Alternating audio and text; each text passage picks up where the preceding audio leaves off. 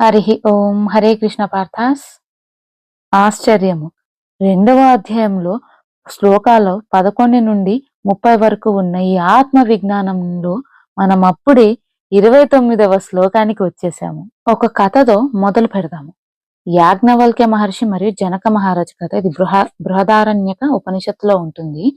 మనం ఇవాళ చూసే motivation and inner light concepts కి గీత కంటే ముందే మన ఉపనిషత్తులలో ఒక మైండ్ బ్లోయింగ్ రూట్ స్టోరీ ఉంటుంది.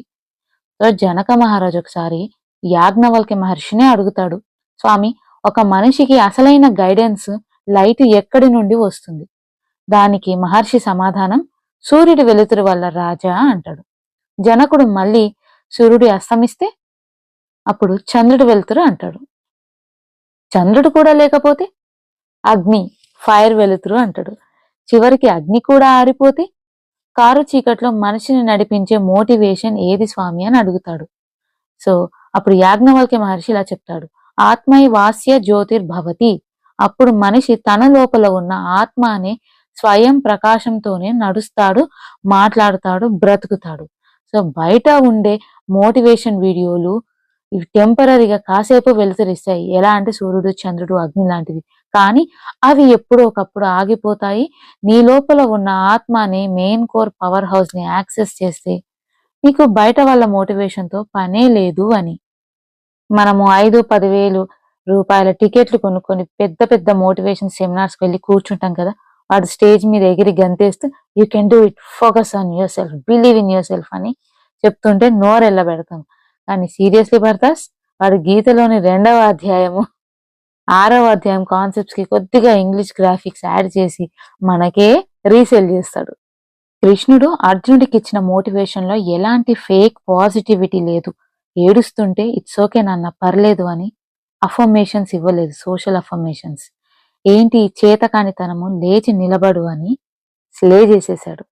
బయట తొరిగే ఈ డూప్లికేట్ ప్యాకేజెస్ వెనక పరిగెత్తడం ఎందుకు పార్థాస్? డైరెక్ట్ గా మన మెయిన్ ఆర్కిటెక్ట్, విశ్వానికే ఆర్కిటెక్ట్ అయిన మన భగవానుడు చెప్పిన భగవద్గీత సోర్స్ కోడ్ ని డౌన్లోడ్ చేసుకొని చదువుకుందాము. పోయిన 28 శ్లోకంలో భగవానుడు ఏం చెప్పాడు? ఏం రియాలిటీ చెక్?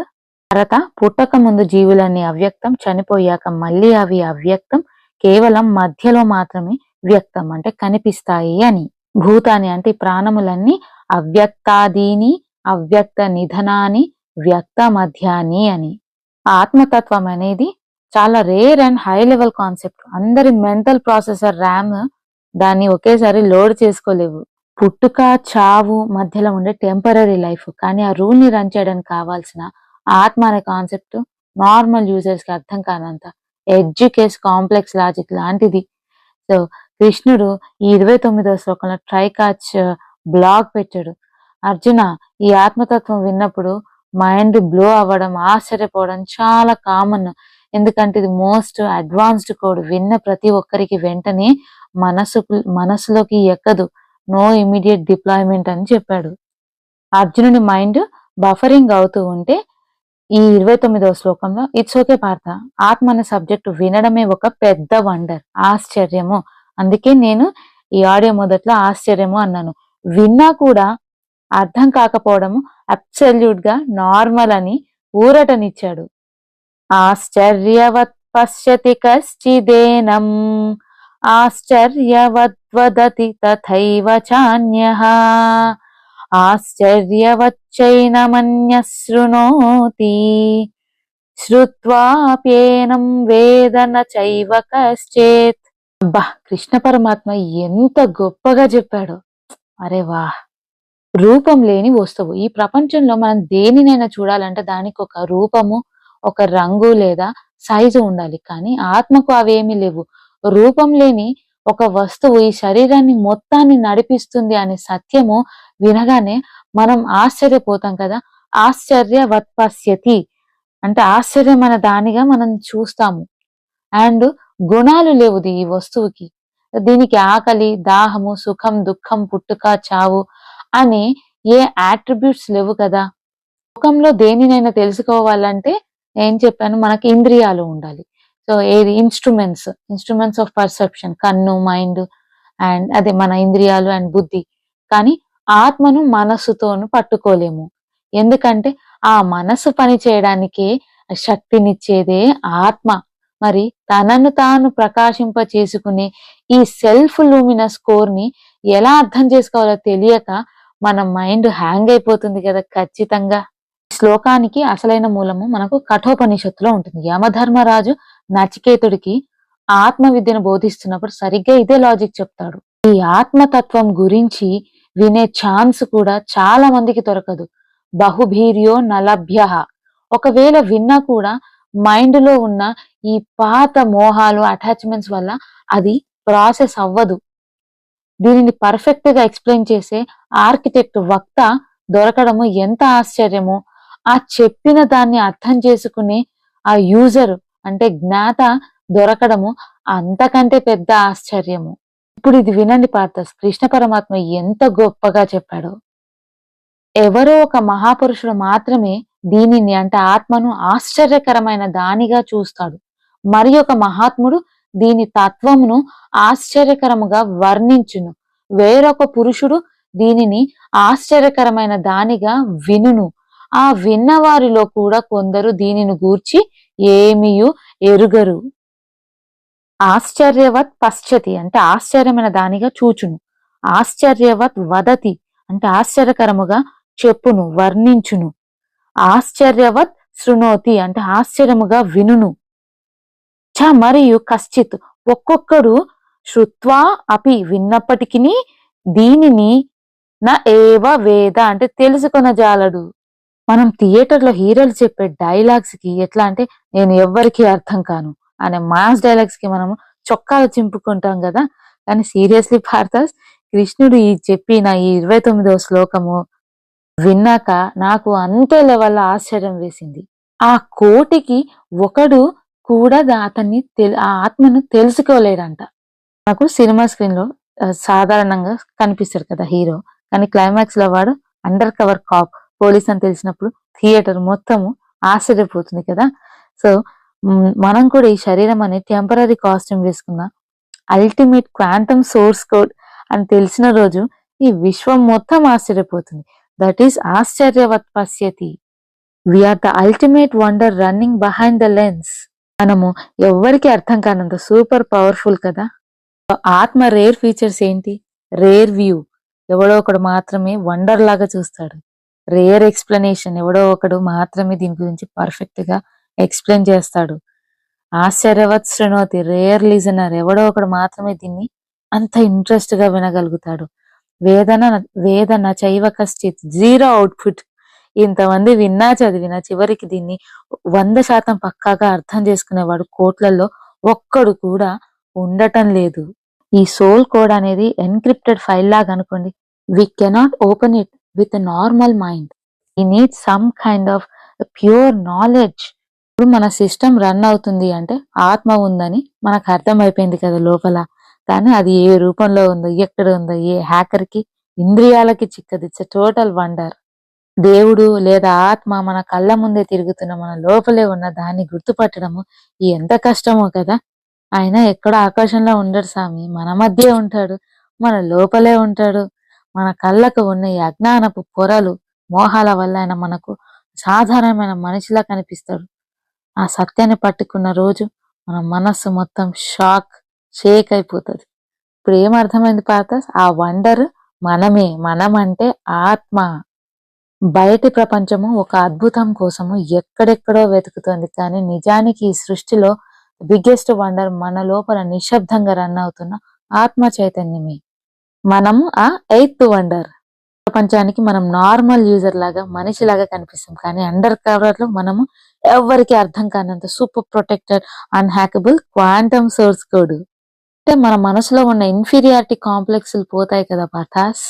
మనం ఒక కమర్షియల్ జెట్ విమానంలో కూర్చొని ప్రయాణిస్తున్నప్పుడు ఆ విమానం గాల్లో గంటకు దాదాపు 900 కిలోమీటర్ల జెట్ స్పీడ్ తో దూసుకుపోతూ ఉంటుంది. బయట విపరీతమైన గాలి, తుఫాను, -డిగ్రీల చలి, ఇంజన్ల భీకరమైన శబ్దం రన్ అవుతూ ఉంటాయి కదా. కానీ ఆ విమానం లోపల క్యాబిన్ లో కూర్చున్న మనం ఏం చేస్తూ ఉంటాం? హాయిగా సీట్లో రిలాక్స్ అయ్యి కాఫీ తాగుతూ నచ్చిన సినిమా చూస్తూ అబ్సల్యూట్ గా కామ్ గా రిలాక్స్ గా ఉంటాం కదా. బయట అంత స్పీడ్ రన్ అవుతున్నా లోపల ఉన్న మనకు అస్సలు కదలిక కూడా తెలియదు. ఆత్మ కూడా అంతే. శరీరం బయట రకరకాల పనులంటూ బిజీగా పరిగెడుతూ ఉండొచ్చు. వయసు అయిపోతుండొచ్చు.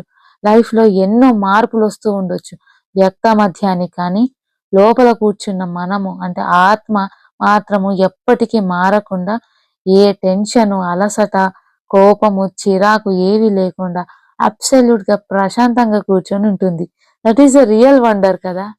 ఇప్పుడు నేను చెప్పే నెక్స్ట్ డైలాగ్ కి కృష్ణ పరమాత్మనే ఈలలు వేస్తారు.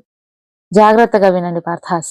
కనిపించేది నువ్వు కాదు, కనిపించనిదే అసలైన నువ్వు, అంటే ఆత్మే నువ్వు.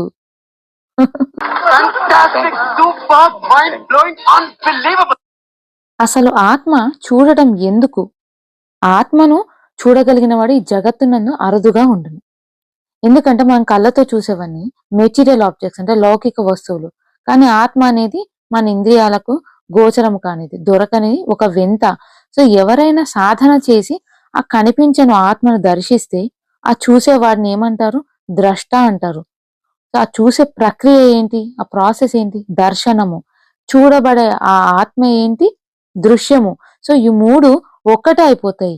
ఆ యూనిక్ స్టేట్ ని చూసి మైండ్ అబ్సల్యూట్ గా షాక్ అయిపోతుంది. అందుకే ఆత్మ దర్శనము ఆశ్చర్యకరం. ఇక్కడ మీకు ఇప్పుడు ఆహా అనిపించేలా ఒక ముచ్చట చెప్తాను. పారాడాక్స్ ఆర్ క్యాచ్ 22 ఫ్రేజ్ అనుకోండి. వేదాంతంలో దీనిని జ్ఞాన విరోధాభాస అంటారనమాట. అంటే పైకి చూడడానికి కాంట్రడిక్టరీ, పరస్పర విరుద్ధంగా అనిపిస్తుంది, కానీ లోతుగా చూసే పరమ సత్యం. ఒక విషయాన్ని మనము ఇతరులకు వివరించాలంటే ఆ విషయం గురించి మనకు పూర్తిగా తెలిసి ఉండాలి. కానీ ఆత్మతత్వం విషయంలో దాని గురించి పూర్తిగా తెలిసిన క్షణంలో ఆ వివరించే వ్యక్తిత్వమే అంటే ఈగో ఆర్ ఐడెంటిటీ కరిగిపోతుంది. తెలిసిన వాడు వస్తువుతో ఒకటైపోతాడు. అంటే తెలియనంత వరకు వివరించలేము, తెలిసిన తర్వాత వివరించడానికి నేను అనేది ఉండను. పర్ఫెక్ట్ లాజికల్ పారాడాక్స్ ఇది. అంటే ఉద్యోగం రావాలంటే ఎక్స్పీరియన్స్ కావాలి, ఎక్స్పీరియన్స్ కావాలంటే ఉద్యోగం రావాలి. ఆత్మను మాటల ద్వారా పట్టుకుందామంటే ఆ మాటల పరిధి అంటే స్కోప్ లోపలికి ఆత్మ రాదు, సరిపోవు దాన్ని ఎక్స్ప్లెయిన్ చేయాలంటే. సరే మాటలను వదిలేసి అనుభూతి చెందుదామంటే ఆ అనుభూతిని వేరొకరికి ట్రాన్స్ఫర్ చేయడానికి మళ్ళీ మాటలే కదా కావాలి. సో కాబట్టి అనుభవం ఉన్నవాడు మాట్లాడడు. మాట్లాడేవాడికి కేవలం అంటే పుస్తకాలు చదివిన వాడికి అనుభవం ఉండదు. మరి ఎలారా సామి? సో ఆత్మ అనేది ఇంద్రియాలకు అందిన ఒక అపురూపమైన తత్వం. దానిని ఏ రూల్స్ లేకుండా కేవలం సొంత మాటలతో వివరించడానికి ప్రయత్నిస్తే అది ఖయాస్, గందరగోళానికి దారి తీస్తుంది. అందుకే శాస్త్రాలు అనేవి ఈ శతాబ్దాలుగా వస్తున్న స్టాండర్డ్ ఏపీఐ డాక్యుమెంటేషన్ లాగనమాట. అంటే ఒక నిష్ణాతుడైన గురువుకి ఆత్మజ్ఞానం, ప్రాక్టికల్ ఎక్స్పీరియన్స్ ఉన్నప్పటికీ దానిని ఇతరులకి కమ్యూనికేట్ చేయడానికి ఒక స్టాండర్డ్ లాంగ్వేజ్, టర్మినాలజీ మరియు ఫ్రేమ్వర్క్ కావాలి. ఆ ఫ్రేమ్వర్కే శాస్త్రం. మీరు ఈ పదం వినే ఉంటారు, బ్రహ్మనిష్ఠాగరిష్ఠులు అని. అంటే సాధారణంగా ఆత్మజ్ఞానం పొందిన సిద్ధులు, జీవన్ముక్తులు ఎప్పుడు ఆత్మానందంలో లీనమై ఉంటారు. ఈ ఆత్మ సాక్షాత్కారం పొందిన బ్రహ్మనిష్ట గరిష్ఠులు కూడా ఇతరులకి ఆత్మ స్వరూపాన్ని వర్ణింపలేరు. సో పరమాత్మ తత్వమును పూర్తిగా ఎరిగిన మహాత్ములు మరియు ఈ వేద శాస్త్రములను బాగుగా ఆకలించుకున్న వారు మాత్రమే ఈ ఆత్మను వర్ణింపగలరు. ఇది స్వయంగా అనుభూతి చెందవలసిన స్వానుభవ వేద్యం ఈ ఆత్మజ్ఞానము. అందుకే ఈ తత్వాన్ని బోధించే గురువు ఆశ్చర్యకరమే, గ్రహించే శిష్యుడు ఆశ్చర్యకరమే. అర్థమైందిగా భారతస్? సో సాధారణంగా ఆత్మజ్ఞానం పొందిన సిద్ధులు అంటే జీవన్ముక్తులు ఎప్పుడు ఆత్మానందంలో లీనమై ఉంటారు. ఈ లోకంతో పట్టింపే ఉండదు. దానిని మాటల్లో వ్యక్తపరచడానికి కూడా వారు ప్రయత్నించారు అస్సలు. ఎందుకంటే నేను పరబ్రహ్మను అనే అద్వైత స్థితిలో, అంటే ఆ నాన్ డ్యుయాలిటీ స్టేట్, నువ్వు నేను పరభేదము అనేది ఉండదు ఇంకా వాళ్ళకి. సో బోధించేవాడు, బోధించబడే వస్తువు అనే భేదము ఉండదు వాళ్ళకి. ఆ స్థితిలో ఉన్న వాళ్ళు మన మధ్య తిరిగారు కదా ఆ మహాత్ములు. ఉదాహరణకు శంకరాచార్యులు, రమణ మహర్షి వంటి వారు లోక కళ్యాణం కోసము వాళ్ళు ఆ అద్వైత స్థితి నుండి కొంచెం దిగి వస్తారు. సో వారు తమ బుద్ధిని, మనస్సును టెంపరీగా అంటే తాత్కాలికంగా ఒక అంటే వర్చువల్ ఇంటర్ఫేస్ మాయా నిమిత్తమైన ఈ అంతఃకరణం లాగా వాడుకుంటారు. సో వారు తాము బ్రహ్మ స్వరూపులమే అని లోపల తెలుసుకుంటూనే, అంటే అది ఎరుగుతూనే బయట ప్రపంచం కోసం ఒక బోధకుడి పాత్రను తీసుకుంటారు. గురువులాగా అవతారం ఎత్తి మనలాంటి సామాన్య మానవులకి మార్గదర్శనం చేయడానికి వాళ్ళు ఆ పాత్ర పోషిస్తారు. శాస్త్ర పదాల సహాయంతో మనని కూడా ఆ లెవెల్‌కి తీసుకువెళ్తారు. అందుకే అటువంటి గురువులు ఆశ్చర్యకరులు. ఆత్మతత్వం గురించిన బోధ ఎంత అద్భుతంగా ఉన్నప్పటికీ వినేవారి మనసు పవిత్రంగా, ఏకాగ్రతతో అంటే సూక్ష్మంగా లేకపోతే ఆ మాటలు చెవిన పడతాయే తప్ప హృదయానికి హత్తుకోవు. అందుకే శాస్త్రం చెప్పినట్లు అంతఃకరణ శుద్ధి అంటే ఏంటి భారతాస్? అంతఃకరణాలంటే ఒక అద్దంలో మన ముఖాన్ని స్పష్టంగా చూసుకోవాలంటే అద్దం ఎలా ఉండాలి? దానిపై దుమ్ము, ధూళి లేకుండా స్వచ్ఛంగా ఉండాలి. ఒకవేళ అద్దం నిండా బురద పూసి ఉంటే దాని ముందు ఎంత వెలుతురు ఉన్నా మన రూపం అందులో కనిపించదు. సో అంతఃకరణ శుద్ధి లేకపోవడం అంటే మన మనసు, బుద్ధి అనే అద్దంపై కోపము, లోభము, స్వార్థము, ఈ లౌకిక వాసనలనే దుమ్ము దట్టంగా పేరుకుపోయి ఉన్నాయి. సో నేను కేవలం ఈ శరీరాన్ని మాత్రం అనే గట్టి నమ్మకం, ఆ విపరీత భావన, అసలు ఆత్మ అనేది ఉందా లేదా అనే అనుమానము, సంశయం మనల్ని నిజం వైపు చూడనివ్వవు. అందుకే ఆ నమ్మకము, ఆ అంతఃకరణ శుద్ధి ఉన్న సాధకుడు మాత్రమే దాన్ని గ్రహించగలడు. ఆశ్చర్యం, ఆశ్చర్యం, ఆశ్చర్యం. అంతా ఆశ్చర్యమే ఆత్మ విషయంలో. చూసేవాడు ఆశ్చర్యపోతాడు. ఎందుకంటే కంటికి కనిపించని దాన్ని లోపలి చక్షువుతో, లోపలి కంటితో చూస్తాడు. వర్ణించేవాడు కూడా ఆశ్చర్యపోతాడు. ఎందుకంటే మాటలకు అందని వస్తువుని విధి నిషేధ రూపాల ద్వారా అంటే సంకేతాల ద్వారా ఎలాగలగా చెప్పడానికి ప్రయత్నిస్తాడు. వాడు ఆశ్చర్యపోవాల్సిందే. మరి వినేవాడు ఆశ్చర్యపోతాడు ఎప్పటి వరకు తాను వినని ఒక అలౌకిక సత్యాన్ని వింటున్నందుకు. అద్భుతః. శ్రీకృష్ణ ప్రీత్యర్థం సర్వం శ్రీకృష్ణ అర్పణమస్తు. హరి ఓం. ఓం తత్సత్.